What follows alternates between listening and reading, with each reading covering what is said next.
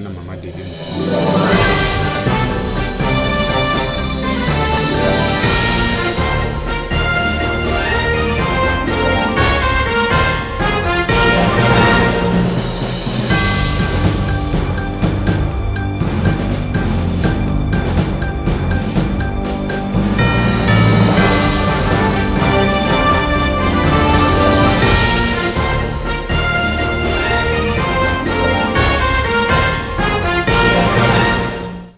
Hello, bonsoir, bonsoir, Bandeko, Oyo, Bozanda Bisso, na Pokwelelo, na émission Nabino, jusqu'à la fin avec Jésus-Christ, Oyo, Tosso, la Canabino, Mikolonio, surtout, il y a mercredi, à partir, il y a 20h30, Tozana Pasteur Massamba, on a parlé Bino, na sujet Nabisso, il y a jeûne et prière. Bonsoir, Pasteur Massamba. Bonsoir, Maman Nadine. Bonsoir, Banana Nzambe Nyonso, vous allez kolanda biso na émission na biso kitoko oyo Nzambe apesi biso jusqu'à la fin avec Jésus-Christ. Oyo to kotina thème ya jeûne et prière. Je crois que l'autre en a 4e partie. Si on compte mémoire za malamu. Maman Nadine, je crois que mercredi l'équipe to le ki mingi makambo Italie. Jeûne ya Moïse na Eli. Ah, merci. Donc, jeûne à Moïse na Eli, Moïse a salaki 40 jours. Ayo sala sur 40, c'est le 80. Après, Eli a salaki sur 40 jours. Tout le monde qui va résister na yango. Tango koka ki to sidisa ki parti wana. Mais lelo vraiment na parce que tout le monde qui to na batimi sato. La Bible, hein. Oyo basala ki jeûne à 40 jours. Donc le jeûne le plus long de la Bible, hein.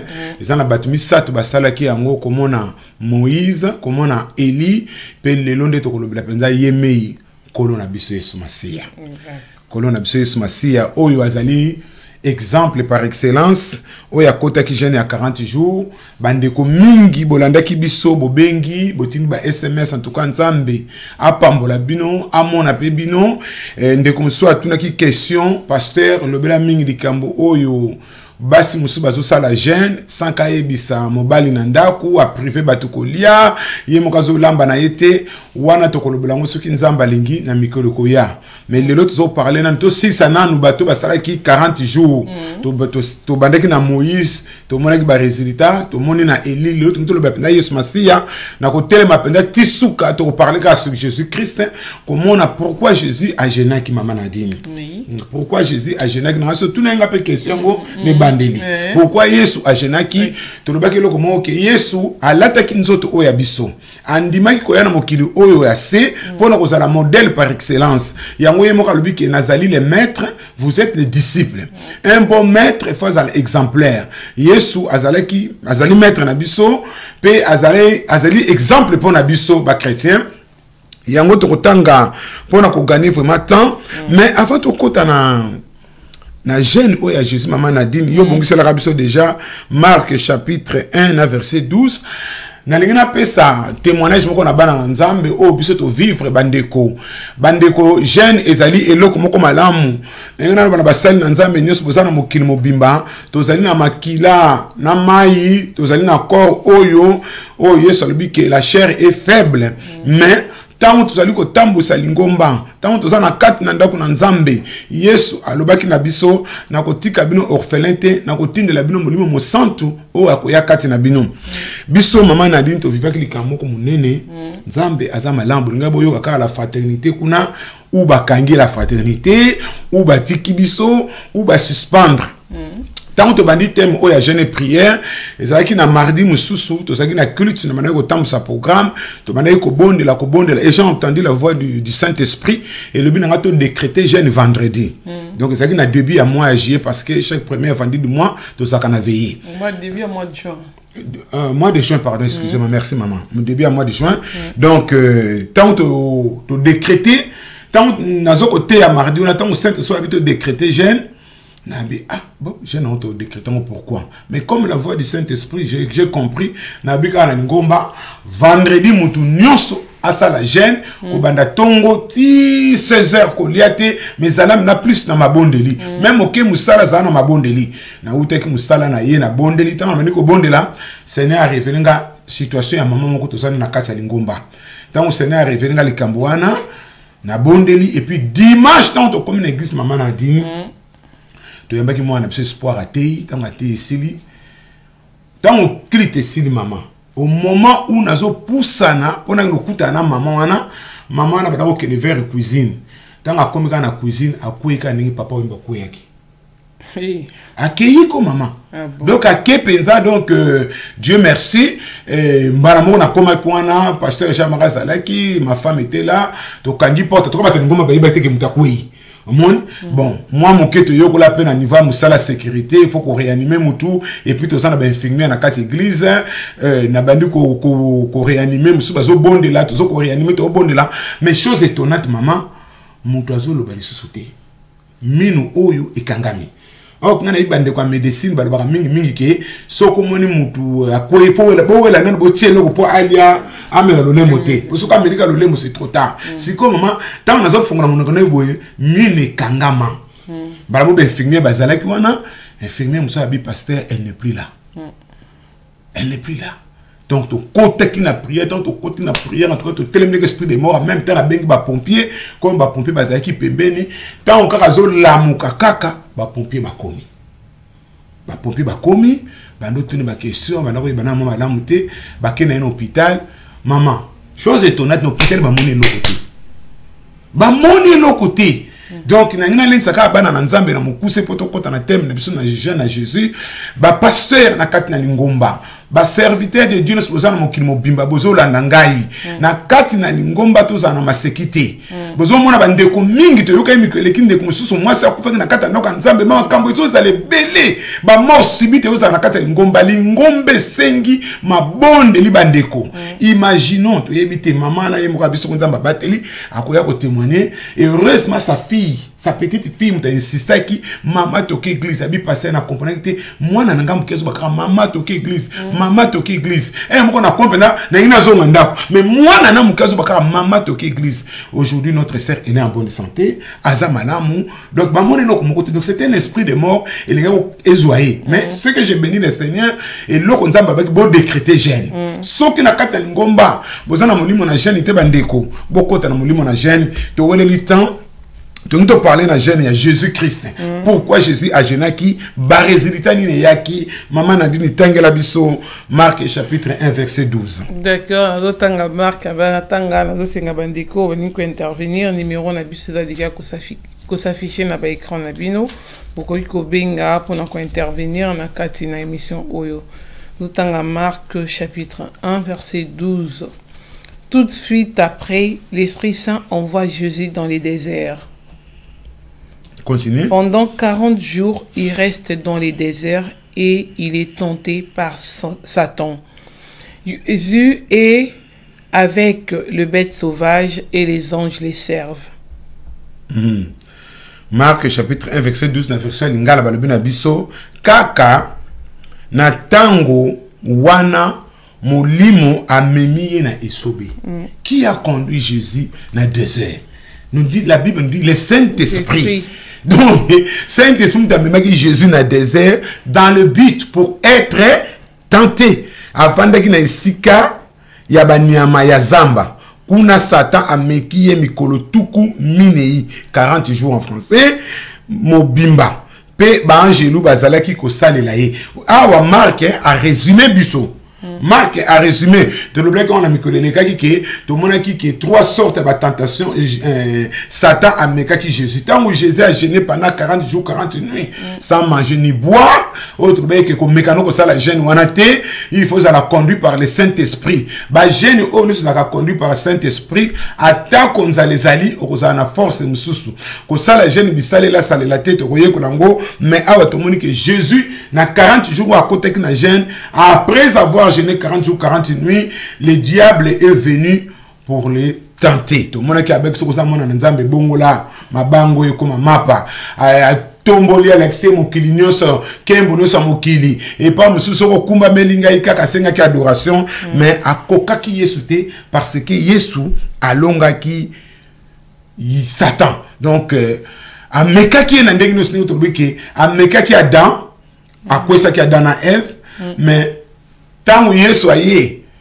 Satana a kokakité.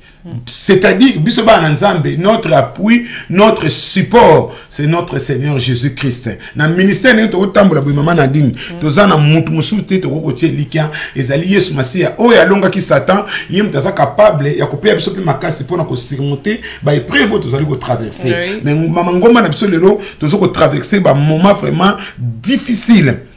Donc, le Saint-Esprit est là pour nous conduire.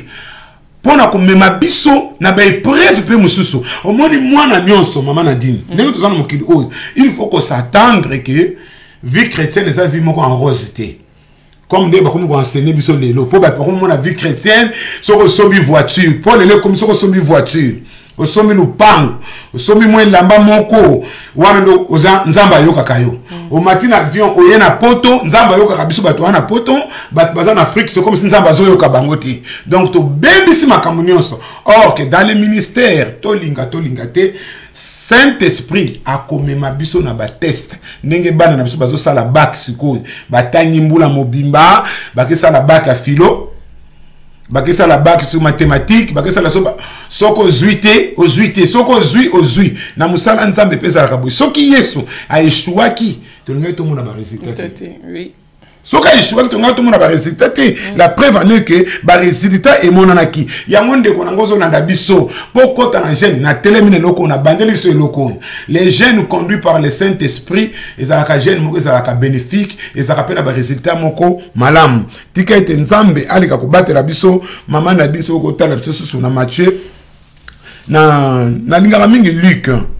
Mais tala biso ka Matthieu chapitre 4 ton vite fait total moi moké oh le cas qui na Matthieu na chapitre 4 banana verset 1 to bana ko tala moi be preuve moké oyo Yesu surmontaki. Matthieu 4 na bandi na verset 1. Alors l'Esprit de Dieu conduit Jésus dans les déserts pour que l'esprit du mal les tente. Pendant 40 jours et 40 nuits, Jésus ne mange rien. Ensuite, il a faim. L'esprit du mal s'approche de Jésus pour les tenter et il lui dit, « Si tu es le Fils de Dieu, dis à ces pierres, changez-vous en pain. » Jésus lui répond, « Dans les livres saints, on lit, « Le pain ne suffit pas à faire vivre l'homme. Celui-ci a besoin aussi de toutes paroles qui sortent de la bouche de Dieu. » Donc, l'esprit a même qui Yesu wapi na désert. Les lieux autres qui mandeko pour que ça la jeune malam. Il faut chercher un endroit. Au monde Jésus a luka que sika moko ya calme na désert et sika zalié moko jeune malamu peut-être kana ba réciter malamu et senga koza ne sika moko ya calme posa la communion avec le Père et Jésus a persévéré pendant ces moments de jeûne et ba kedenge na suka. Donc premier point pendant ya munene luka et sika moko ya kimia. Oyo okutani ba jeune ezalaka o tamboli na yo o bondelité ndeko. Pose-toi la question. Surtout soko ça les a autrement mais soko ça la té ndeko luka sika muka kimia kota tolbi moi ok na désert ça to longo ok na désert à Kalahari kuna soko na désert à Niger ko kate mais tout ça na ba désert vous avez placé belé monastère ok na ba monastère ok pe na ba parc na ba parc ezebele ba parc muso ya minene ezali en France ozuma kwa na yo moko o vandi ozo méditer nga mama pourquoi pas na ata na hôtel.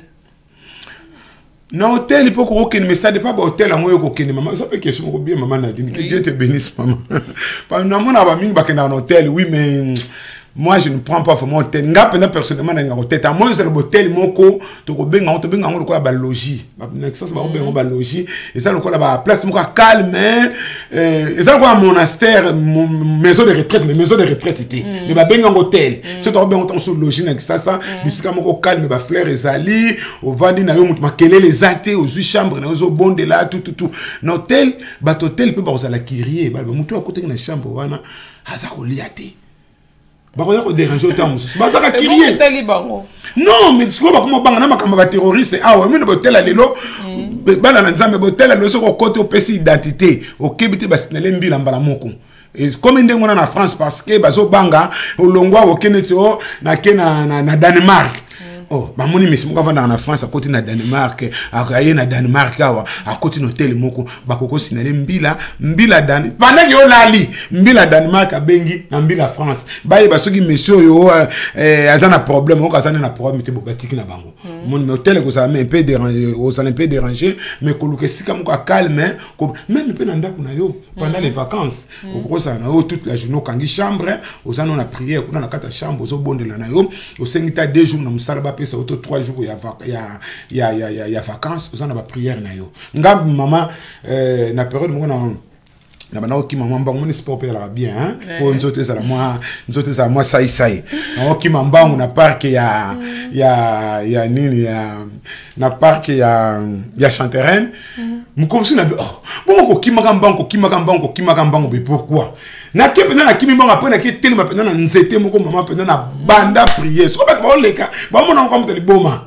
moi nazo prier na wumelaki et après ba jour musu na ko tamusu na matin na moi ngomba na moi park moi ngomba la likolo na vandi na nazo méditer na ngakuna zo mona et puis tant on a ko kita nazo sentir ndenge mususu tout kan nzambe ale ka ozalo kumu na moni ndama pa la pasteur Bavon ozo landa biso siko na nzela ya Facebook yo za na Facebook landa biso connecte-toi, landa biso na katina émission Oyo, tout ça vraiment en direct na plateau Oyo. Pasteur Bavon, que Dieu vous bénisse. Merci Pasteur Bavon. Tout allez continuer. Au moins ici problème amné na le blalelo résultat.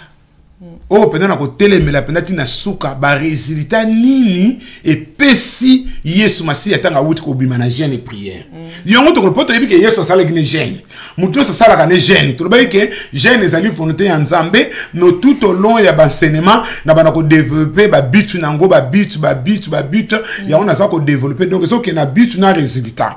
Bandeko si manako gêné ya Yesu Masia si le Seigneur Jésus moi na Nzambe tokeba eloko bomi biso mama Nadine c'est la doctrine des hommes la seule doctrine oyo Bible ça ko enseigner biso mutu akoki ko bungisa yo ngai passer masamba na koki ko bungisa yo mais Bible e ko bungisa yo te si le Seigneur Jésus a gêné à combien plus forte raison ndeko yo le baka que gêne et les cas mais Jésus a dit quand vous gênez habitant vous a gêné Jésus a confirmé que les chrétiens doivent gêner dans toutes les religions du monde. Aujourd'hui où nous sommes en train d'enseigner cet enseignement, les musulmans font le ramadan. Ramadan ça gêne na bango bazo bondela baza na système na bango ba bouddhiste ba salaka ba secte tout bazo sala gêne et bongo a combien plus forte raison yo mwana na Nzambe olingi ko gêner te to ko mona lelo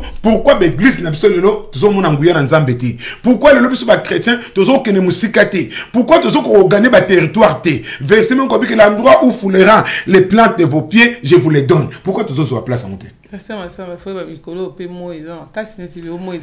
Bon, moi je suis dans le désert.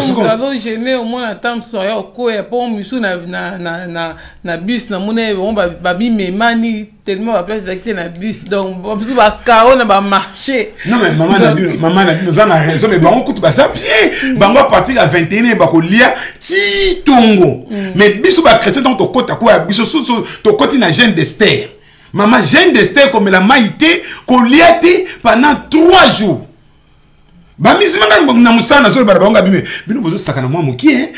Comment vous faites, vous les chrétiens? Jeune d'Esther. Jeune d'Esther, c'est quoi? On a profité. On a bu 3 jours, ni boire, ni manger. Ah non, ce n'est pas vrai. Ce n'est pas vrai. Comment tu dois faire? Ngabi oui, si na salle 3 jours il était. Ngabi Esther a salle qui on va Mardoché, ba salle qui ango, ba kufa quitter. Donc et puis ba jeune on a ba résultat mon makasi. Bango ba tout ça la jeune bon. Ils a bango OK, Dieu soit béni, mais maman Nadine koloba non ko tout moi ils a makasi. Les problèmes des jeunes tozali ko percer Nzambe. Na sepela ka mingi on a zaké lengé passer na biso moko tu vanga mo o ba koli na assemblée de Dieu bana yolo bana ba yeba passer tu vanga mo enseignant ka biso tant ka ba bilengé. Alors, les jeunes, non seulement vous invitez Dieu, mais vous convoquez Dieu. En tout cas, paix à son âme, papa, tu vas moi sungi biso, ce qui bat, ne bazo yoka un jour bobé ngangai. Donc, et l'eau qu'on est tikalanga mutu, Les jeunes seulement invités, dit mais c'est convoquer l'Éternel des armées. Nzambe to convoquer yo. Nzambe nga naza ko convoquer yo na makambu nanga. Ndenge ba kuma lo balelo ba terme nzambe kota likambu nanga. Nzambe bunda likambu. Na moni expression mikolo. Nzambe kota likambu nanga, c'est-à-dire nzambe na sengi yo obunda bitumba oyo parce que ngai nazali ko kokate. Mais résultat oyo maman na dit to koloba, na pesa na réponse pa na yo. Ko banga moyité parce que Jésus était dans le désert. Jésus était dans le désert. Sauf bana nzambe mi soto comme na hiver, ba pesa ka raison. Parce que malile qui okota sous jeune ndenge ba médecin ba bito liaka mingi po malile. Ozo moi. So ki moi ekoli. Oh malile pesa kanzala. Soto comme na moyo ba bito melaka mingi ba ji pasteur. Mutu na mutasa nga raison ti. Oh non. Jeune to kota, jeune ezaka conduit na Saint-Esprit okotika la jamais kokufa. Attaque les alliés, les anges de Dieu, ils ont fortifié Jésus. Les anges de Dieu seront tout autour de toi pour nous fortifier. Parce que tu as côté jeune, na bit moko, ya ko annoncer la bonne nouvelle que nous kango la bamilimo oyo ekangama, oyo bazana chaîne na satan ko fongo la bango, ko yana bango na royaume. Parce que la Bible nous enseigne toza capable ya ko mema penser nyonso négatif sous la croix de Christ. Amen, maman Nadine. Donc, tout le monde a un résultat, que le nom de Dieu vraiment soit béni. Et là, on est que Jésus a comme un succès. Pourquoi dans nos églises aujourd'hui, maman, bah conflit ça kokota. Moi, j'écris ici, j'aime beaucoup Jésus-Christ, hein, parce que, en tant que le Seigneur, il nous a appris beaucoup de choses. Lelo mangomba na biso discernement ezalité. Totanga nanu maman Jean chapitre 8 bana na nzambe fongola Bible place aux alliés na pesa ba résultat oyoka no ba enseignement jeune naza ko pesa mona simplicité nyonso na lingala facile to ngi kokota na théologie te to ngi kokota na ba théologie to jeune uta wapi tozola na oka na simplicité tala sikoyo ba résultat comment Jésus affronta qui le monde. Parce que nous sommes sur la terre. Comment on peut affronter le monde? Comment yo pasteur on peut résister na be preuve o ezako leka na kati na lingomba na yo? Comment Satan a sala ka ba jet de mots pour na kokwesa biso mais to comment Jésus est le maître par excellence ndenge alonga ki Satan. Jean chapitre 8 verset 1 à 11 maman Nadine tangela biso na kombo na Yesu Masia. Jean chapitre 8. Histoire au bien malam.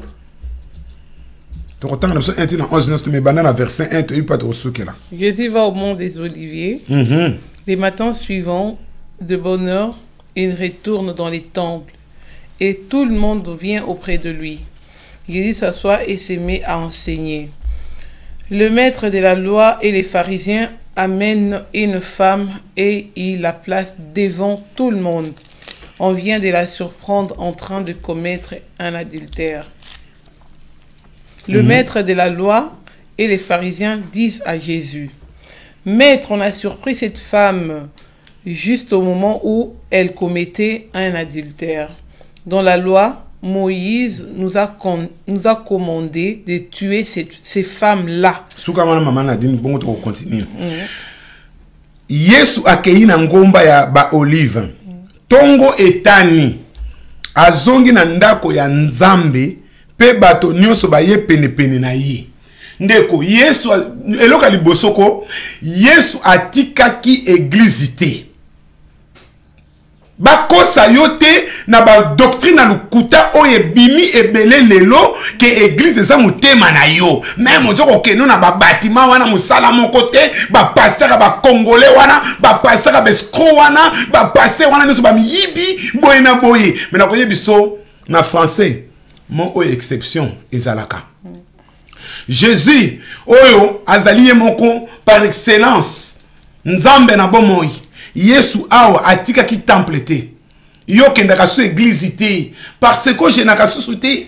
Avant matavio na kisaso kote ki ba jeno lala na se tolo na se o koma na poto lelo église koma ka ya kofinga yo lelo koma disciple ya Satan kofinga lingomba butu moi kofinga basali na nzambe. Mais Jésus ne quitta jamais le temple. Jésus ne quitta jamais le temple. Azaleki na kata ndako nzambe. Bon, sikoyo awa balobi na bisoli kama motuya Oh, n'est pas résultat munene. Pasteur, serviteur de Dieu. Talan n'est pas zo bête sabso mituna bandimi. Ye avandi pe na verset 3 balakisimi beko. Na ba pharisien ba memeli mwasi moko oyo bakangaki na mobali ya batu. Adultère. Batie liboso ya bato nyonso. Bongo balobi na Yesu motei. Tokangi mwasi oyo na mobali ya bato. Siko tala conflit pa ezali kokota. Mibeko ya Moïse ezali kotinda te. Toboma basi ya ndenge oyo na mabanga. Kasi yo olobi nini? Bandeko bana na nzambe. Ba pasteur. Ba serviteur de Dieu. Tozala na discernement. Tozala na discernement. Tala bakambo eza koleka na mangomba na biso. Balingi ba betisa Moïse na Yesu mitu. Tala ba resultat ndenge nini Yesu alonge lokoyo. Bakangi mwasi oyo mama Nadine en flagrant délit. Oui. Bakangi pe na en flagrant délit. Siko balobi ke Yesu Mose alobaki basi ya boye. Photo boma bango. Yo siko lobi nini. Et ça le quoi bayeko Mama Nadine.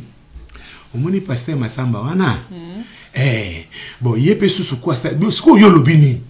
Mama ozo ko mona bloc wana. Tozana ndeko. D'accord, tozana ndeko. Allô? Allô? Bonsoir, Papa Eric. Bonsoir, Maman Nadine. Bonsoir, Papa Massamba. Nabengi bino à partir anière à Île-de-France. D'accord. Ouais. On va poser une question. Ouais, on a posé question à Papa Massamba concernant Ningazolo de la Makambuya jeune. D'ailleurs, vraiment, naïeba, mais quand vous expliquez biso, jeune vraiment, donc ça la période mine. Pour na batu bazana période na bango ne to mona ba musulman bazana période na bango basala rango biso ba chrétien to na période moko to ko sala jeune pour ba mususu basala période jeune période à Pâques ba mususu soki bazana ba problème ba mususu ye vraiment na nga meka ko expliquer biso jeune to ko sala ngo normalement période nini pour na biso ba chrétien question nga zakiona. OK, merci Papa Eric, quand on a fait sa réponse, nous avons anticipé. Bible, oh, mukanda nzambe, oh, to tangi, et puis si biso penda période exactité.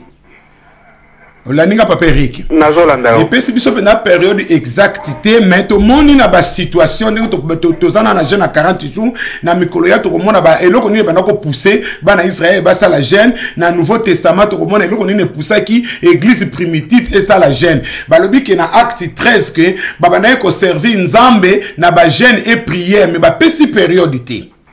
Mais na histoire de l'église, to komona que les porte bakufi porte bazako kufa un moment moko kimi ekotaka titre yo komona ba père de l'église bayaki ba oba remplaçaka ba apôtre après na pona ordre ekota na christianisme parce que christianisme leki na ba turbulence mingi wana to za la sincère mais bayako tia l'église catholique bayako tia mingi que na période ya Pâques c'est-à-dire en avril.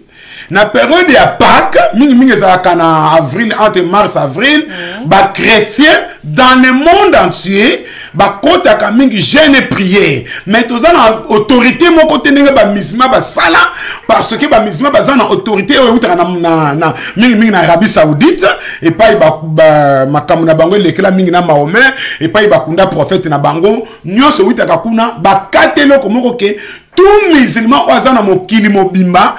Toza na période boye to kokota jeune basali sikoyo. Basala bongo pourquoi? Pour des ordres exaltés. Or na christianisme na biso sikoyo tangu Martin Luther abimi. Ba loi o ezali ke to kota na Pâques na avril to na mars ezali lisusu te. Chaque église a na liberté na ye ya kokota jeune na bit moko précis. Donc Bible penza réellement ne to tanga et puis biso date exacte te papa. Donc to ko bakisa te to luka date moko boye na boye mais pour na ordre ndenge to lobi ke qui m'a parce que bah misma bah soit kabiso côté wana que vous êtes divisé, vous n'êtes pas bien organisé. Mais la seule réponse c'est à couper sa bango, on a appelé ça kabango na lobi que nous la Bible nous apprend Si le Fils vous affranchit, vous êtes réellement libre. Tout ça sous autorité, il y a loi moko, il y a ça la gêne, il y a date moko boy. Mais na kokota gêne, il te peut imposer nga. Na kokota gêne parce que Saint-Esprit le bi na kota gêne, na période boy, na likambu boy, na biti pe boy. Mais tout ça pendant la date exactité. Ok. Bon sikoyo na ba église mususo ba bango ba genaka te, Jésus déjà a gêné la biso, bango ba ko gêné te. Donc place wana yo okolo banini. Ah yango na buto lo ba tout à l'heure, donc bazana erreur munene papa. Baza pendant na erreur munene bazana ko bunga parce que soko total na après ko connaître ma Jésus, tango Saint-Esprit kitaki to kono ba ye ko ba gêner la bango te parce que bazu molimo mo santo, mais to komona na acte bazaki d'un commun accord, baza ko persévérer na prière, to ke na acte 13 baza ko gêner, to ke na côté l'apôtre Paul baza ko gêner, to ko kende na ba na bepitre, o to komona na mikolo ko ya ba gênaki, ba église nyoso baza ko lo ba keto gêner te, Jésus gêna pona biso baza na erreur. Ngana sambe na mundele moko awa na tangi kombota yebani mingi azana na Sergi ayebani mundele wana yebani mingi tozali ko sambe na l'église nga zaki moniteur école de dimanche na mwana na ye tant on a travaillé en école de dimanche après quelque temps comme ça ko enseigner ateli bina liboso j'ai les anatina moko souté Jésus a souffert pour nous papa nazo ebisoko en tant qu'Africain en tant que Congolais to telemela mundele Bible dans la Bible fara to prouver que tu le photogénie aya ko comprendre resma pe moi si na ye moi c'est pas mundele moi c'est abi non ba frère baza na raison photogéné mais yé moko tango pena molimo mo centre quitter là qui est a comment ko gêner hein l'ignorance nous tue papa. OK yango moni ke ni conseil na kopesa ka bana na nzambe même atanga na zo te ya boy même ataba miracle bozo mona lezo sama na kisasa o mpukwa bimina libuma mutu o nyoka likaki na makola mutu soko eza na conformément na Bible te ndeko bime église wana donc on ba matin nous comment les kana ba YouTube o bozo ko yoka butu moi soko eza en dehors ya Bible kangaka ke loko wana. Parce que Maté a le coûté combien belé. Neti mutu maman Nadine, maman papa Eric, mutazo ko a ko kané ko génété. A ko kanété. Le quoi ça influence a kiti c'est no ko le coûta. Alors dit que non, jeune ça na sou natina moko te. OK, yende mutazo ko génété. Yende mutazo ko génété. Il va pas si pasteur Massamba ko génété. Non, et ça pas cité. Et ça pas cité ce qu'on a conduit par le Saint-Esprit. Maman, tout lemba kaka tata molimo musanto. Tenzoto nemu te ko lemba. Tango zo lemba wana kasi posa nyonso ya maman. To ko koma posa nyonso ya mabe e buka naka Saint-Esprit azo ko zwa place.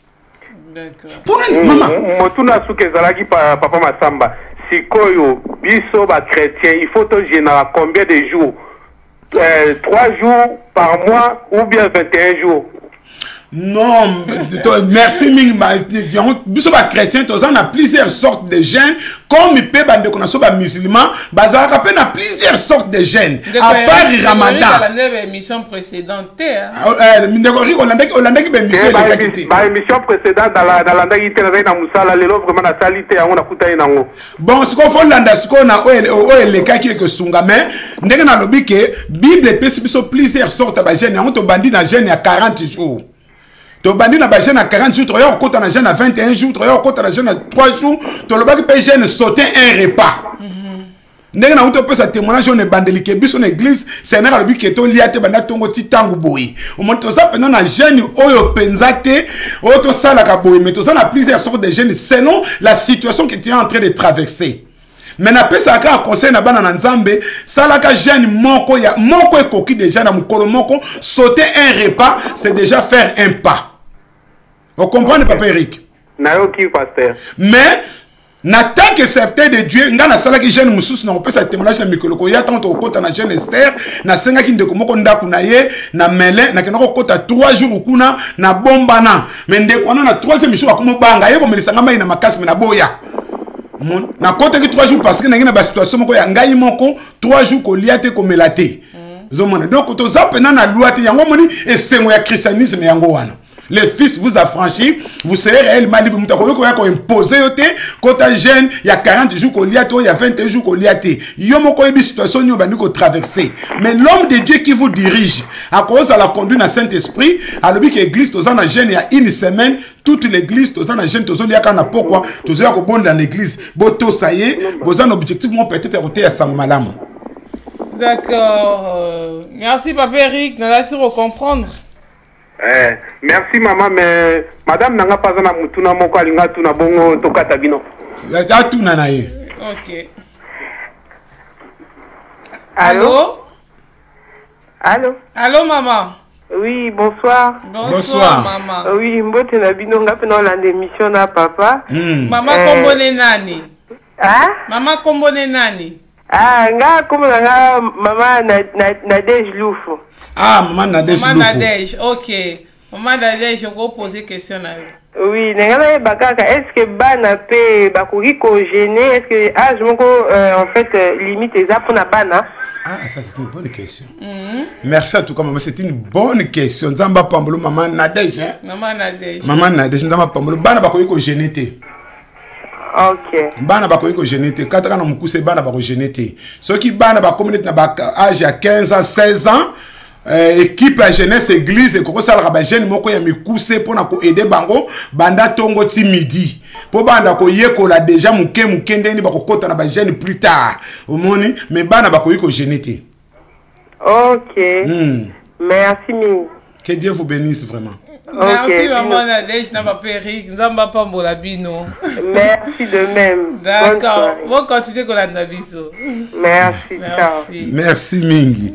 Donc j'appelle la maman moko na téléphone tout à l'heure bon ami bimicité le bikanga peso merci pour ndenge otaki à l'écoute à Saint-Esprit par rapport à témoignage qui opesa qui a oh nzamba pesa qui bino boko ta jeune. Donc ah, merci maman Nzamba Monayo. En tout cas, merci. Vous soutenez puis nous va prier tout ça pour na posta. Il y a ma bonne surtout ngana zo senga vraiment ma bonne limi na basal na Nzambe nyonso na batnyonso vous na mokimo bozo na ngai bo soutenir ngapama na ma bonne li que Dieu vous bénisse. Tout ça qu'on continue. Ça m'a dit kamolobi que bana bako genete ko poser polémique hein. Non, bana bako ko genete. On a ba famille belé na mona ake. Ngala mona déjà na famille penda mwana penda ya ba 2 ans ba o ça lycée jeune.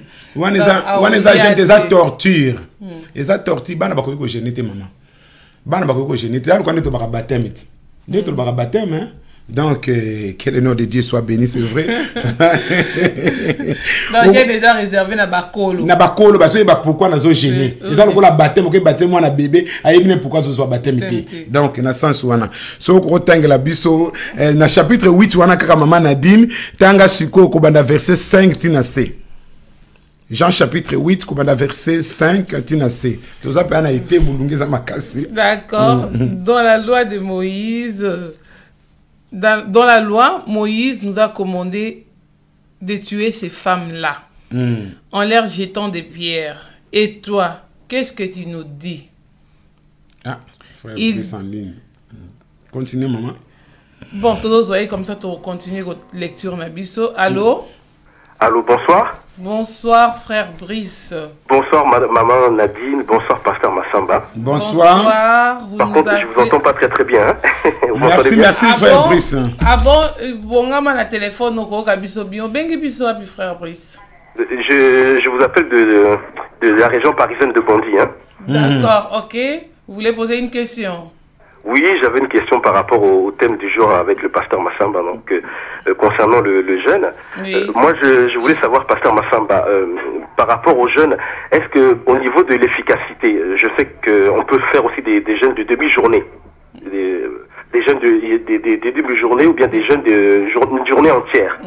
Par exemple, de 8h jusqu'à midi, ou bien de 8h jusqu'à 19h ou 20h. Au niveau de l'efficacité, est-ce que les jeunes, les demi-jeunes, je veux dire, sont aussi très efficaces spirituellement que des jeunes d'une journée entière? Oui, c'est pareil. Hein. Ce qui est important, c'est la foi. Même si tu jeûnes pendant 8 heures jusqu'à 18 heures, ça sera presque la même efficacité. Mais le problème est qu'on peut dire que les jeûnes de 40 jours, 21 jours, ont encore de puissance. Donc il y a une petite différence, mais essentiel d'avoir seulement la foi. Parce qu'on a le temps de rentrer en intimité avec Dieu. On a beaucoup de temps avec Dieu. Donc, très bien, c'est juste une question par rapport à la foi. Je n'ai pas compris, frère Brice, par rapport à quoi? Donc je disais, c'est juste par rapport à la foi, c'est ça, hein?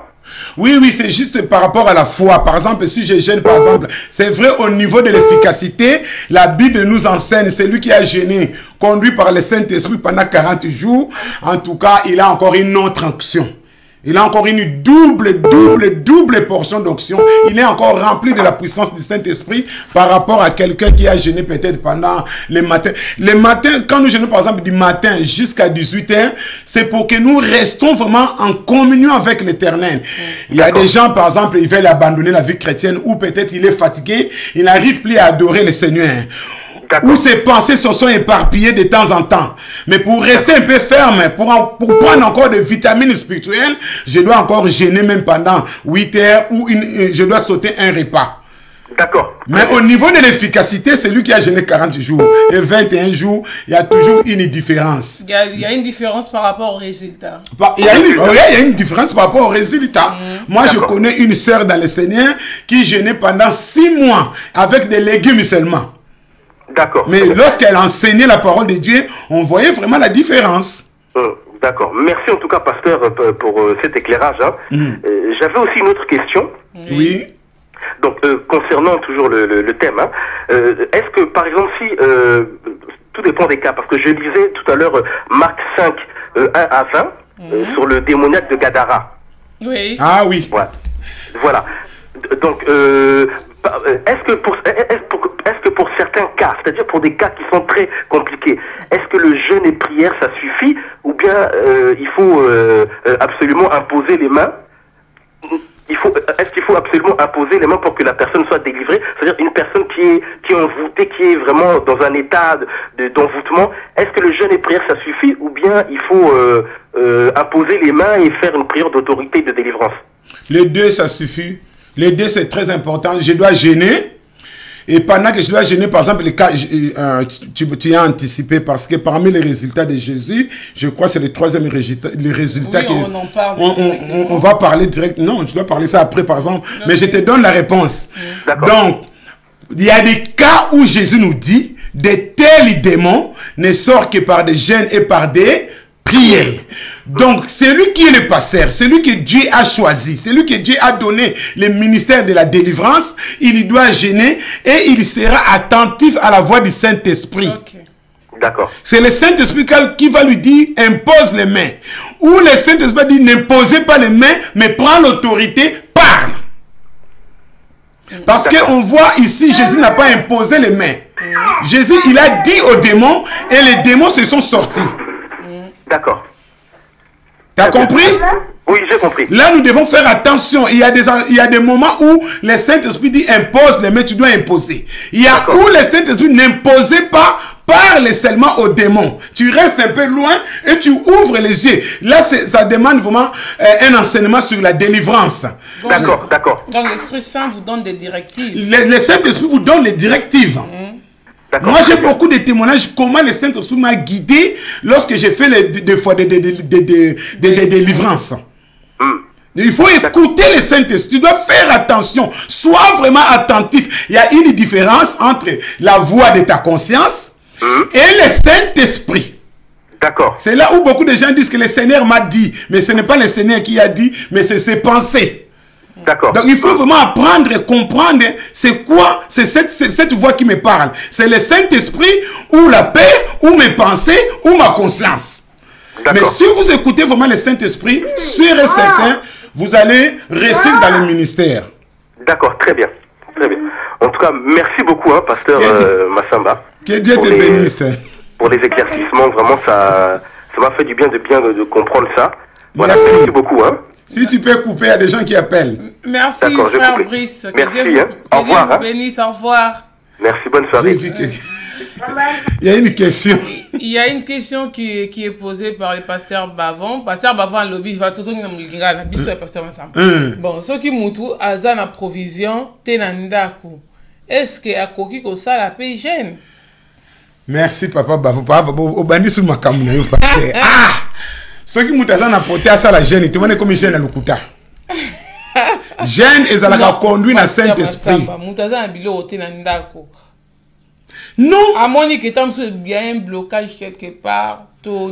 Yango lingomba roli nango to zonga na Nouveau Testament la première église balobi ke mobola zala kite bazako kabula biloko bango nyonso soko biloko eza na ndako te service nyonso na église chrétienne faut ozaka na service moko social ba service sociaux faut ezale be na kati ya lingomba ba mama ba bengaka ba mama Ana ba mama soki atabita ba mama mususu bazali na ba tata ba kipaka eza lokola secours catholique et social pono ko selisa bandeko oyo baza na kati ya lingomba mutu aza na biloko kolia te ndeko benga service wana ba peso biloko kolia kasi ko kota jeunité parce que na ndako crise ezali au quotidien mais non au sali no jeunité lien na yo pasteur bavolia pasteur Zamba et bon aussi ko buto azali na Afrique aza biloko ta ko kota pe jeune to dans pasteur papa Jeffrey. Allô? Allô, bonsoir. Bonsoir papa Jeffrey. Ah, bon tu as vu que papa Jeffrey la benga biso pour na ozabino lelo. Ah, moi il est tellement trop saturé. Et que pour patienter, il faut qu'on me comme libre. Oui, déjà, pasteur Massambo dans la Nyongomi Balé, il y a des questions, on a le répondant au thé. Oui, bien, on a qui par rapport à tant nini au co-gêné, puis na nini, na sujet nini au pousser moutou à gêner. Wana dabi ke ora nyongola ngami balé mais on a limina na lo balelo ezali la intervenir par rapport ya mutuna ya mama Nadège o atuna ki pona soki bana pe ba kuki ko gêner et lo comment pe linga na mutu et na ngina tuna bezana batu mususu ba ya ka église et ki baza vraiment attaché na église basala un peu d'activité maintenant na bazwa baptême té siko batu ya ndengwana est-ce que ba ko participer na ba jeune est-ce que va autoriser ou il faut absolument aller à baptême. Ah. Ok, merci pour toi la tambangu et ça vous a autorisé baptême et zelo comme sous jeune zelo comme sous. Déjà le fait aya déjà na église déjà ba activité église a ko sala na yango hein tango église ça na jeune a ko sala na jeune ezate ozonal boso baptême bongo banda ko gêner non biso ba misuku to gêner nanu ba baptême biso to banda déjà ko gêner soko na témoignage na ngana to yamba tene un première fois na bongo li motema pas même un mois ba tenga jeune à 3 jours nanu na besoin baptême té. Et puis j'ai 3 jours wana et faut nga misu makambe belé. D'accord. Donc non ba question na ba soki eza na moins interdit que sans avoir être baptisé on peut ko gêner parce que ça la activité. Donc question na justement on peut ko gêner mais activité ça limité. D'accord. On peut ko gêner mais activité ça limité. D'accord. Merci pour la réponse, pasteur Massamba. Que Dieu vous bénisse. Papa Jeffrey Banyonga ba question ba réponse no goya. Non, c'est là encore. D'accord. OK. Merci beaucoup. Merci.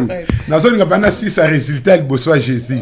Mais ezali kama tango ezali kama ba appel les émissions parce que Massamba dans la choité bon biso to tanga moni pour Amérique na tembe na résultat le bosso bana na nzambe ba pasteur bandimi mingi ba demo bazo lata bango pona ko betisa biso mitu awa ba farisé mama landa place au bien discernement ezala tala ba résultat il y a 40 jours il y a jeûne il y a Jésus. Moïse ce n'est pas n'importe qui, c'est chez les juifs. Ce n'est pas n'importe qui. Bakangi mutu na dilité. Moïse a qui mibeko wapi. To moni que Moïse na 40 jours azu mibeko oyo nzambe akomaki. Nzamba ne bwa ko sala ekobo bobo mena mabanga. Donc Moïse na Jésus basa bontu moko. Sikoyo ba farisé bazu mutu ba yeli Yesu balobi ke oyo to kangi penza ko en flagrant délit. Moïse alobaki na biso boyebo. Sikoyo Yesu lobi nini. Soko Yesu sala ka faux pas. Soko Yesu azaki rempli na puissance dans haute. Contradiction totale ya Bible conflit.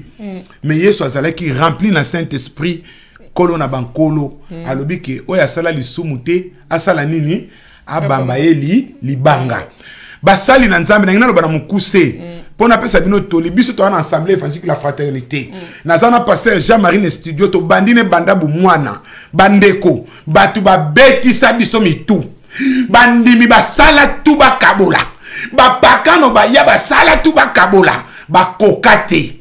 Le nom de l'église maman Nadine au commande ancien diacre baloba nakate. Ancien diacre, maman présidente, na maman pasteur ba comment ba manda na quatre église. Ba wole la nini, maman moko songi azawana a betisa ka bango mitu. Donc si ko so bozana jeune prière, boko kanga mutandengo wana, boko suki senenge Yesu a suki se ki ba pharisien. N'oublie pas ba pharisien ba yeba ki pe liloba. D'accord, tous les sœurs Zéna. Allô? Allô, bonsoir. Bonsoir. J'ai une question. Na pasteur Massamba. Sœur Zeno bengi biso wapi? Avec une partir à Autriche. À Autriche. À Autriche. Merci. Voilà, posez question à vous. Ok, na place na banda ko sambela kala na église à Awawa. Une fois bah il s'est ça jeune il y a une semaine. Siko et comme na 5e jour famille à pasteur bazaki na fête. Siko pasteur non le quoi ba maman ba maman ba kata jeune allez ba papa nde na ba tumsu sa église ba continuer jeune. Siko wana jeune wana est-ce que ezana na tout na soki et utaki vraiment na Saint-Esprit ou bien eza ba sentiment kaka église. Et puis pasteur nalandi pasteur Massamba par rapport à ndenga lobi tozongela na ba église awa vraiment ma sœur ba église o nyonso na leki ba responsable église en fait sanctification exactement mususu bazobimala ba sœur mususu na kati église ba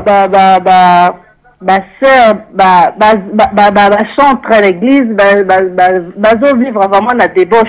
L'église nyonso na côtoyer nyonso ezaka bongo siko na place wana est-ce qu'il faut to continuer kaka kokende na église ou bien kosambela nzambe o ya lobi que qu'il faut même à la maison on peut prier. Je veux que pasteur Massamba me réponde à cela. Merci, nous allons répondre mbangu maman. Il y a liboso jeune on ezaki ya musoni. Na mukuse. Boko ça la jeunité na katikati po bazana fête na bango pasteur a changé makambo. Non. Il y a personne qui dit boko banda une semaine. Boko na katikati pasteur a changé. Non. Si vous êtes conduit par le Saint-Esprit, le bin 3 jours. À moins peut-être mutu moko. Mutu akoyi kolemba mais pour na fête ya pasteur. Ozo ko lobi bien que pour na fête ya moko pasteur, allez ba tata ba continuer ba mamba. Non. Non. Oui, mais si c'est ça par rapport à bateau bazoli fona débauche na ba pasteur ba responsable bango moko église. Est-ce qu'il faudrait qu'on continue qu'on ait église ou bien rester à la maison prier à la maison? Maman wana ce que ça problème moko na expliquer au côté église était parce que muto azokoya. Maman oza capable yo moko o changer situation ya lingomba na bino. Lié pasteur bazana impudicité. Nazo ya maman lié moko akwesaki moto nazo ya na malem eliye moko na bandi na eliye moko akwesaki moto soko moni conscience nezo sala sou malamu te boza negiza ba mindele kuna non oui ezali oko non negiza ba mindele na kimi okokota na yo kuna okesambela na yo pour moni pa passe pas ça tant sou passer à sala ki mabe est-ce que maman Zena est-ce que soutenir peu ba passer on a mabondeli. Bien sûr, tout ça, na soutenir bango na mabondeli pasteur. Bon, loko le soutenir bango continue ko soutenir za na foi que nzamba azo yokayo. Omoni? Mais na ko expliquer bino ba biloko mususu tant to kota na jeune comment to ko renverser ba démon oyo ba vandi na lingomba oyo bazo sala ba désordre comment to ko renverser bango. Ok, pour na yo ki mais en tout cas eza pasi mingi. Na yebeza maman Zena nazo comprendre eza pasi ngai pe na silika kana période mona kende kisa ba mindele. Na silika ka pe maman na silika ki mingi mais Seigneur albeng na makabe belé yo moko ko changer ba situation. Mindele pour l'instant tozo yekola nanu allemand ebika munna ko étranger za moi pasi mingi tozo yekola to yo. Kutu c'est bien kende kutu ko loko so ko yekola ngo kende kutu na église wana na million ko yebongo sou bien. Pour lingala pe mpe sala ke ndoko na milia lingala moi te ko la pe minoko muso ezate soko kena kina pa ba limawana na ki limawana kaka wana kipende wana kaka wana okoye ko kaka kimbuza wana kaka bien bien na olukango emindele mantuka ezakate mingi aya bazaka ba catholique eza pays moko vraiment catholique. Je comprends beaucoup, je te comprends maman, mais soko moni l'église na bino wana ndenge zali okoko sala siko système musu na ko la kisayo ko ke ndoko juger batute Kota osambeli osilisi obimi ozonginda. Mais si comme Nzambe tala kisaki nga na l'église ngo nyoso nazokende lui n'est pas là-bas nga azo muto na sambela ka mingi mettons na moni foi na ngezo za la faibli par rapport à makambazo ça le fin Nzambe zo la kisanga qui n'est pas là. Ezako habiller Saint Paul pour Ezako déshabiller Saint Paul pour habiller Saint Jean. Donc Dieu n'est pas là-bas, ça ne servirait à rien d'aller là-bas, je pourrais prier chez moi à la maison, parce que même la Bible dit en ces temps, ces derniers jours, Dieu ne pas, tu ne vas pas trouver Dieu comment on dit, ni à Jérusalem, dit dans les montagnes, mais Dieu est en esprit, c'est qu'il le prix doivent le prier en chair et pardon, en esprit et en vérité. Alors moi, j'applique ce principe-là. Je prie mon Dieu avec sincérité et en esprit et en vérité. Oui, maman, oui, on prier dans sincérité. Et li pa loba qui est, nzambe na Israël, l'union son na tikalika ngamoko, ndenge ozoko loba wana. Na autrice nzambe na tikalika ngamoko, kuna présence ezate, mais nzambe mutamona kamite mabatu maman. Pour ça nangé zali, yo moko o renverser puissance ya Satan ezana kati ya église wana. O mona na o mona dimension hein. Ah ok, na on dit maman so ki m'a des missions wana, pour mission eza makasi hein. Eh, nazo ki ma mission te. Na mo nazo meleke ki ma mission. Maman Zena. Nazo ko mema na dimension eza hasard te obengi biso. Maman Zena eza hasard te. Ndenge lobi ke nzamba la kisa ki yo suko kota na dimension. Pona ba pasteur. Oui oui. Yo mo nzamba ko sala miracle ce qui pasteur na bongo pona kota en profondeur vraiment na mabonde liko sambela pona vraiment ba amo ananya même pour les pasteurs aussi. Ah oui, mais Nzambe pas comme ça peut Déborah. Peut-être que ça mission Nzambe pourquoi il a permis est-ce que na vivre ma Cameroun. Ah, moi madame Dieu sait pourquoi il a permis ça, mais na kolobano kaka comment un système oyo maman, hein? Comment un système oyo ndenge bakoko bazako lobalake na mboka baba passer aza baba batoso baba ngaka na lobaka na kokima église on était na côté kan église baba na yoko liki baba pona sunga bango. Yo siko kota kaka kuna bonde la melaka sainte sainte na yo osiliso bimi okei bonde la kaka nzambe kolembate. C'est vrai, on attend beaucoup de témoignages, mais n'oublie pas que nous passons aussi des moments difficiles dans le ministère parce que Satan kiti na kanda makasi maman. Ok, merci pasteur. Tu vas continuer benga biso après émission. Tu solo là, ta na téléphone okay. Tu attends vraiment to solo. Oui oui, je vais vous appeler, vraiment c'est sérieux. Je vais vous appeler après l'émission. Merci, que Dieu vous bénisse. Moi et mon mari voudront aussi intervenir mais après émission. Merci. Beaucoup. Salut ton mari, que Dieu vous bénisse. Ça fait mal hein. Ça fait mal quand j'entends comme ça me fait très mal. Ça me fait vraiment très mal. Mon to biso ba passer to sali buzo ba mingi nzamba limbisa biso na to sali ba buzo ba mingi to moni ba biloko on a bina mpona sisa mbango mama to asuna minute penza te na ngina te makana likambo o na banako ba ke biso na ba papa Jean-Marie satana yaki leo na mangoma na biso la ba ke mama présidente na mama pasteur ba koma ba mbanda. Mama pasteur azolata na kati azolata na ndako na kitata bilelo mama présente akoyokanga église mobile nanga mutatambusa kango parce que mama Jeannette akenda ko signaler mama Kingandi ozomona l'église ko na ba conflit to saki na ndeko moko to yambaki na linga ki mingi biso to yokana na comité. Ok pa ya papa Jean-Marie moni pasteur Masamba wana azabo ya koyokwa lobi zonga ka kuna malembe. Zonga ka papa pasteur malembe zonga ka ya moni bakoka bisote ok pa ancien do atini oko zonga kaka pa na nga pasteur comité ezo koyoka nga soki na sana ira ba yebi ndenge bakoloba na nga mais bandimi ba betse so mitute ba panza bisote. Allô allô. Oui, allô, rebonsoir, c'est encore la sœur Nadège Loufou. Je viens d'écouter la sœur Zena. voilà, qui expliquait un petit peu ce qu'elle a vécu par rapport à son église. Mais moi, en fait, je suis juste un peu chamboulée là par rapport à tout ce que vous lui avez dit. Moi, d'après les enseignements que j'ai reçus, on m'a toujours fait comprendre que c'est vrai qu'on peut être dans une église là où, par exemple, on peut tomber sur un mauvais pasteur, où il y a 2 ou 3 personnes qui ne sont pas bien dans l'église, qui font un peu des choses bizarres.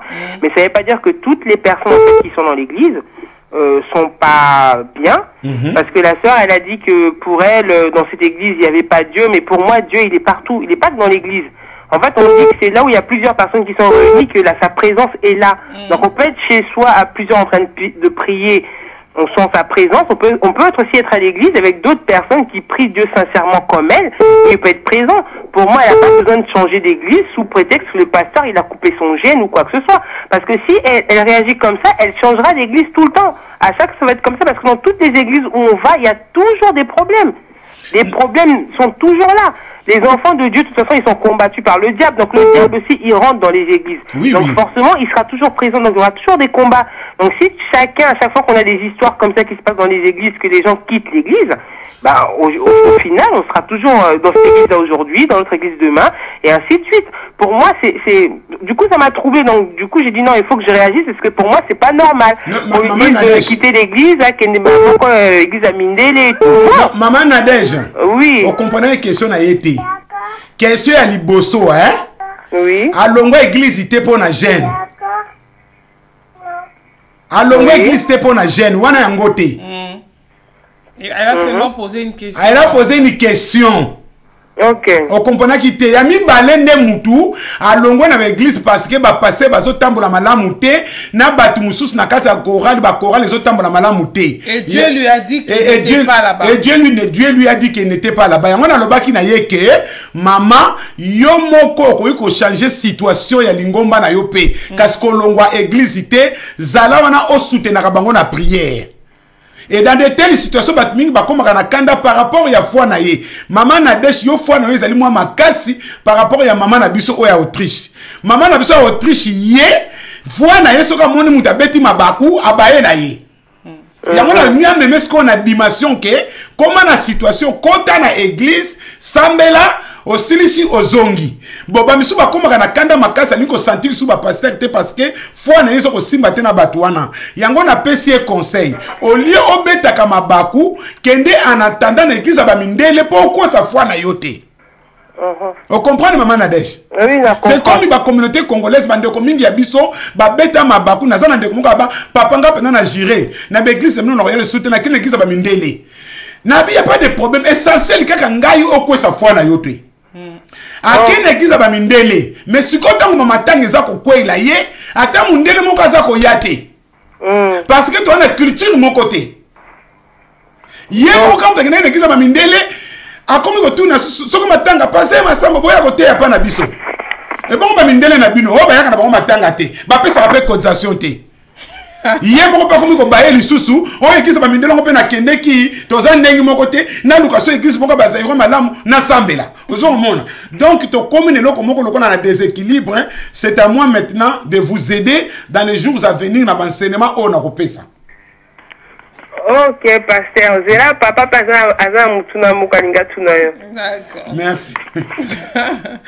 Ok. Allô papa Masamba. Oui papa. Oui, ngana zongi susu na sujet ya jeune. Côté na pe ngana digérer bien te tango mama tuni po na soki bana baki ko gêner. Au kataki kambala moko te bana baki ko gêner te mais bible yango moko ezola biso ke eza na ba genre ya ba esprit mususu ebima kana e pa batu na jeûne et prière mais sikoyo soki bana ou bien ba bebisa déjà bana na bakindoki donc au sala ka prière ka bongo et sili pe ka bongo ale kindoki sili ou bien il faut to taper bana na jeûne problème na ngezaki wana po na digérer qui vraiment bien te Diana peut se réponse bien. Papa tangu yeso akutaki na mutu azaki na ba démon o ba bengi ba légion. Je fous des dagatara. Hein? Mutu wana jena kite hein? Tangu mwana oyo na Luc 9. Mwana oyo azaki na malade ya ndeke, babi milimu mabezo tambuse par ci par là. Yeso amenasaki démon tata wana jena kite. Bible lobi na biso place mon côté à part l'Ancien Testament na loi d'appropriation. Oh nzamba lobi ke mukwana ntaba nyama mutu moko tako ningana bino nyos boko vanda mutu ningana te. Mais na Nouveau Testament to moni nulle part ba lobi na biso mwana a gêné. Oyoki papa Nalandio. Kokota na ba doctrine wana te papa eza lokola mwana mukeke so baptême ayebi na ete Yesu azanan ayebi na yango te. Kokota na biloko wana te mwana gêné papa ko bebisa mwana soki mwana za na ba démon foi na yo tata muteko bikisa mwana. Foi na yo tata, foi ya pasteur, l'homme de Dieu qui prie par la puissance du Saint-Esprit. Tant wazali ko bondela, au nom de Jésus, je t'ordonne à toi esprit mauvais de quitter ce corps. Moi na mukia ko zwa délivrance mbala moko. Asa na posa génité. Kokotsa mwana na biloko oyo te, ya wana bi ke gêne bungisi batu mingi basu ba bokoko na bango, ba kotsi mwana gêne. Na moni mutu mso azo sala gêne alati bilamba na butu donc alata kaka ba bilamba ta ko sokola ke sokola alati bilamba na bilamba lata ki akolongola bilamba te aza ko nika savon na ba bilamba na ye parce que soka longoli bilamba l'esprit mauvais tambola ki kokota ye mari de nuit kokota ye wana za ba bokoko oto kotsi na kata gêne mais tozoko le ba gêne selon la parole de Dieu en toute simplicité. Papa Eric na so tanga ka Bible, pesanga verset moko oyo mwana mukia kotaka gêne na Bible. Na Nouveau Testament. Dans la Dio. Que Dieu vous bénisse. En tout cas, yango bana mingi bakanga bango basinga bakata ba banzolo ko. Bakata bana banzolo maman merci que Dieu vous bénisse. Ba baby bana bokati bango so ba démon bien muto azo kata bana banzolo ko anazo kotse nini. Donc eza destruction bana bamsu bakanga bango na ba chaîne bamsusu boy. Donc tout le monde va pratiquer ma bébé sur ma camboana. Ah pasteur Massamba déjà il me pose la question. On va continuer Dieu voulant mercredi prochain. Donc na pesa ba non c'est mbango penza na bana na nzambe nyoso bolandi biso. To pesi bana nzambe nyoso mbote bana la fraternité lobby intercesseur nyonso jeudi bozali na papa Richard Salama ou na mabondeli na kati na église. Ba o bazana posa mabondeli bozala na église kuna à partir ya 18h30. Topesi bon anniversaire na Kerveli Kuzita ouais avant na 3 ma nièce. Topesi anniversaire susu na mwana biso Lema Ngengo Zani bon anniversaire tata pesi bino anniversaire malamu mbote mingi na ndeko na biso Matosi na mama Chantal na ville ya Beckham na Angleterre. Pe mbote mingi na famille Luyeye Vasco na mama Landry ya na Genevilliers na mwana bango Vaslan bozolanda biso pe na sœur na biso Armandine Kela oya azana blanc menil que le nom de Dieu soit béni. Tout le monde maman Irène na dernière minute. D'accord. Allô? Allô? Allô? Allô? Allô? Oui, allô, bonsoir. Bonsoir. Bonsoir, papa, c'est maman Irène. Oui, maman Irène. Maman Irène a bengi biso wa. Na tuna pona mutuna ya sœur ya Autriche wana. Na yoki makamnyo so ndenge o répondre ye. Siko est-ce que vraiment modèle basali nzambe bazotambula. Na biso mo pe bandimina lingomba. Eza vraiment normal mutu aya ko quitter église nengo na kendeka place mo ka yebi batute mba mo ke komi koti saka ba no sambela. Obengi biso wapi? Maman Irène de la fraternité. Mais obengi biso na mboka nini? Dans la ville nini maman Irène? Naza na Malzea. Ah, obengi biso na Malzea. Bisiko question ezali nini? Là on est sali opasi. Et ça n'a pas si pour mutu asangana na batu déjà asambelaka. Donc azolinga akite pour na comportement ya batu. Est-ce yaya ko sambelaka pour na yé ou bien pour na batu? Ah, merci mingi maman. Yango moni likambo to nito sunga place wana la vie chrétienne est personnelle. C'est vrai yeso le baki ke toza na foi, mais ana bande ko mususu bazana foi ndenge moko na yote. Omoni tozo ko mona tsoko to tangi na Bible to ko mona ba foi ke seni pe. Omoni bu muso a comprendre que nga ke sambla na nzambe. Basala mabe basala malamu tena ke sambla na nzambe. Tozo ko mona lelo na France awa catholique azo ko bomba likamba pédophilité. Aza ko lobela butu moyi ba prêtre pédophile mais ba bazo ngona bango catholique te ba o balinga na bango catholique asambeli le penzamba asambeli asisa zongi ndako. non mon ma sœur na dimension que atala batute atala nzambe na bon moi non à côté l'église assemblée à silisi à zongi on va dire que l'amour bolingo eleka donc tu ressembles la mingi pour na maman na biso azana Autriche to resolane après pour na kosunga et pour na situation wana en tout cas nzamba mona ya pambola pe bino merci mingi maman merci maman Irène. Pasteur Massamba. To komi na biso na suka. To komi na suka to sengi mabondeli teme eza makasi mingi bo soutenir biso na mabondeli bo ko komela ngai pe so ba question muso ezali bo komeli ngai bongo to kosola ngo bien to après émission bo bengi na numéro na nga na 0651 obimaka tango nyonso to solo na kimia pe bandeko o boza na posa ya ba livre to enseignement sur les jeunes bo ko be nga na tindel bino ba enseignement yango botanga ngo pe na ndaku les jeunes selon la parole de Dieu. Que le nom de Dieu vraiment soit béni.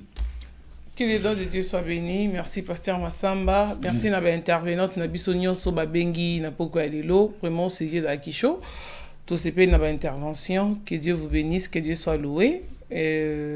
To si c'est mission na biso, to pesi merci mingi na Pasteur Constant. Ouais, il a su recevoir l'appel, que gérer l'appel,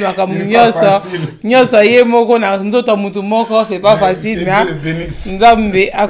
mais toujours makasi. Merci, topesi bandeko nyoso balandi biso na mokili mobimba mote, bandeko Autriche, nzamba mona bino, ba balandi biso na Canada, na Allemagne, na États-Unis, na Belgique, bisika nyoso bolandi biso na Angola, na Afrique, nzamba pambola bino tokutani mercredi oyo ezakoya mercredi prochain à 20h. Merci Pasteur Constant na régie ba question nyoso tozu après to répondre ngo na émission oyo ezakoya tika ete nzambe ya pambola bino bato bolandaki biso na kati na émission oyo tolobi tokutani mercredi prochain la même heure pour l'émission la bino jusqu'à la fin avec Jésus-Christ. Que Dieu vous bénisse. Que Dieu vous bénisse tous. Merci.